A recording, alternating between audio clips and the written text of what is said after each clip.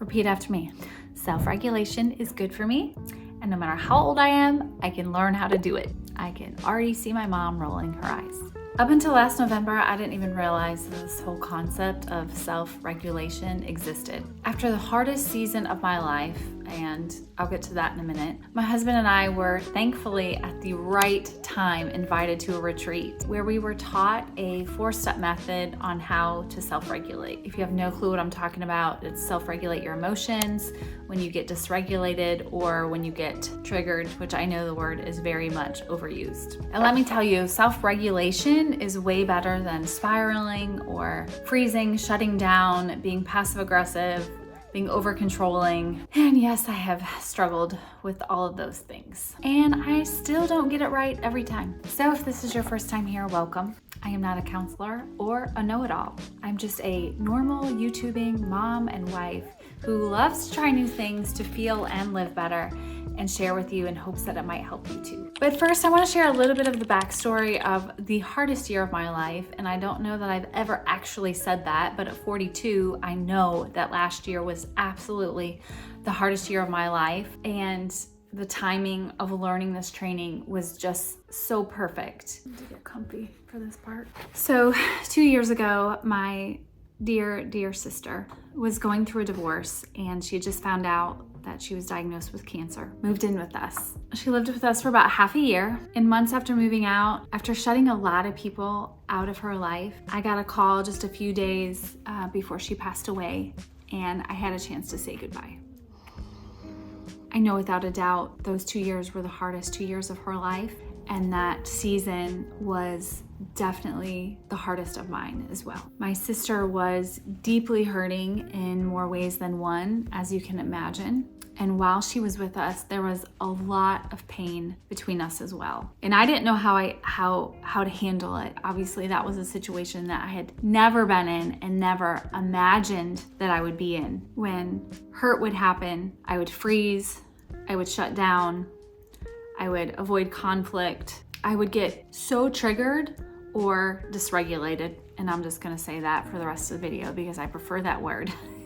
I would get so dysregulated in my home and in my body during that time that my body, the stress in my body like literally would cause me to be constipated for days. And yes, if you've been a viewer of my channel for even just a little bit, you know that I have no problem sharing TMI. So I just felt like internally my body was screaming. And this is really about the time that I started diving into my channel, that I started diving into trying new things and sharing them. And I really, truly feel like that was such an outlet for me. But that's besides the point. So just grateful for this channel and this community. Thank you. But after I would get dysregulated, I would walk away feeling so frustrated, so upset, like I had failed to stand up for myself and didn't really know how to navigate that because I was always the little sister. And even though I needed to set boundaries for my own sanity, for my family's sanity, my husband's sanity, I felt incredibly guilty. But after she passed, and thankfully again, I got to say goodbye, and she welcomed me with open arms, I started reflecting deeply on everything. And I mean, for anyone who's lost someone close to them, I feel like this was the first time that's happened to me, and it's got to be part of the grief process is self-reflection. And during that time of self-reflection, we were invited to a retreat in Georgia. It was a marriage retreat. It was a training. They wanted to train us. We're host couples sometimes at this retreat center. And at that point, we didn't care what we were going to be learning. We were just excited to get away for the weekend and spend some time with friends and eat some good food. That's where we learned this simple 4-step process about self-regulation. And something clicked in me. I realized I didn't want to keep staying in the same pain cycles and reacting to my husband or my kids or friends, whatever, work, in the same cycles of pain and fear, right? I didn't want to keep shutting down or trying to control everything or getting passive aggressive when I felt unsafe or unloved. I didn't want to keep living in this emotional roller coaster every time I got upset. And most of all, I didn't want this cycle or this pattern to continue with our kids. And being that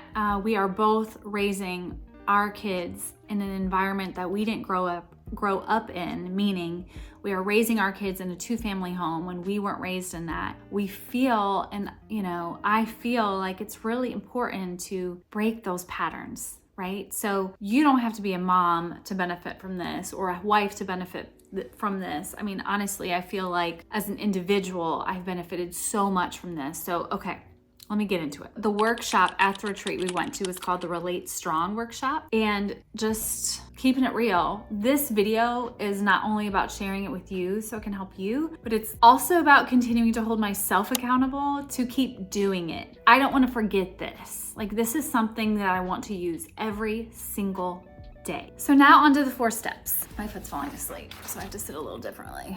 Okay, so they had us make these little things to remember the 4 steps. These are very easy to make on your own, or maybe you can find something else to do that's just gonna have 4 little beads or 4 little somethings. I can't think of what else you could make right now besides this, but I'm sure somebody in the comments is gonna have a good idea because you guys are awesome. A few reasons why I love the 4 steps to self-regulation and why it has worked for me so well. 1, it is not anybody else's responsibility for you to be regulated. So the very first step, and you can, when you do it, if you have one of these, you just move the bead over like you're checking it off a list. And if you're like me, you love a good checklist, which makes me realize I'm gonna have to make a handout for you guys because checklists are fun. So the first step is say what you feel. And this can be hard because what we've been taught for a long time with a lot of different random relationship therapy things is when you do this, I feel this. But really, doing the 4 steps is not about what someone else has done to you. So when you say what you feel,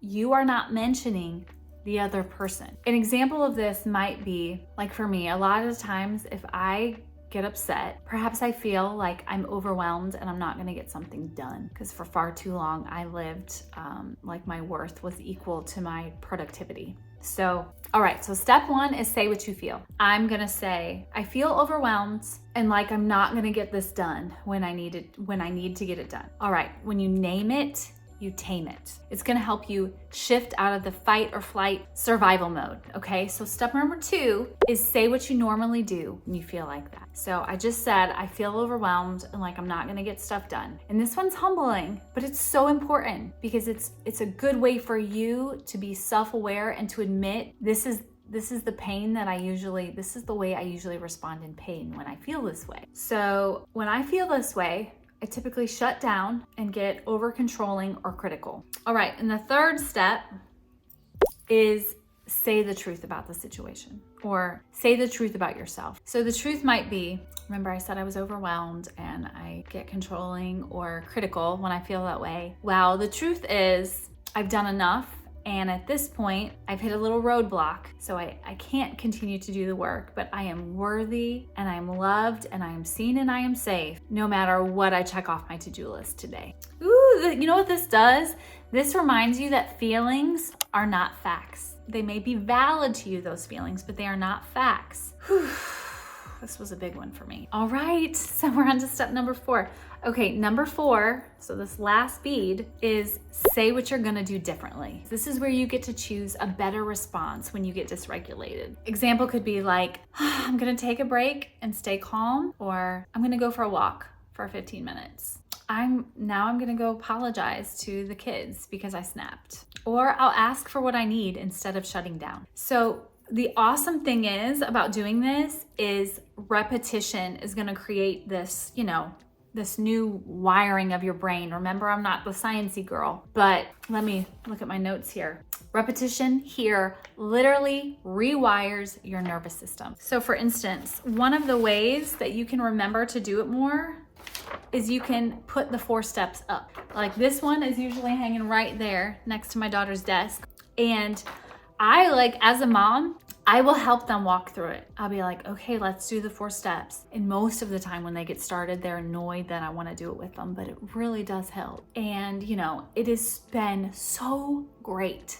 We have got a long way to go still, but it's been a huge, huge turning point for communication and dysregulation in our home. It says here, by practice and repetition, we can use the neuroplasticity of our brains to recognize and move into familiarity with these new emotions and behaviors, we can reconsolidate our connections in our brains to include a new preferred behavior. I just feel like life is too short, y'all, and I don't want to keep repeating like these same toxic emotional patterns that frankly I never chose in the first place, right? It was learned behavior, and now that we've learned better, even if it is in our 40s, we can do better and we can teach those around us better. So if you've ever struggled with getting triggered or shutting down or passive aggressiveness or freezing, this is your reminder that change is possible. Emotional maturity or self-regulation is not about being perfect. It's about being honest and intentional and trying again and again and again. So let me know in the comments. I'd love to hear if this is something you're going to start incorporating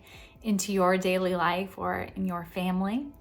And if you already have a technique for self-regulation, I would love to hear that in the comments as well, because all of the community happens below in the comments on my channel. Thanks so much for watching, and I will see you next time. Bye. P.S.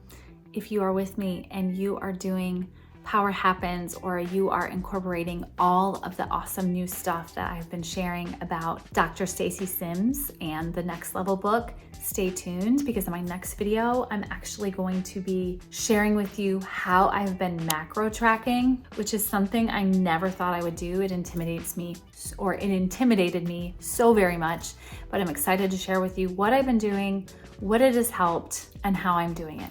I'll see you then. Bye.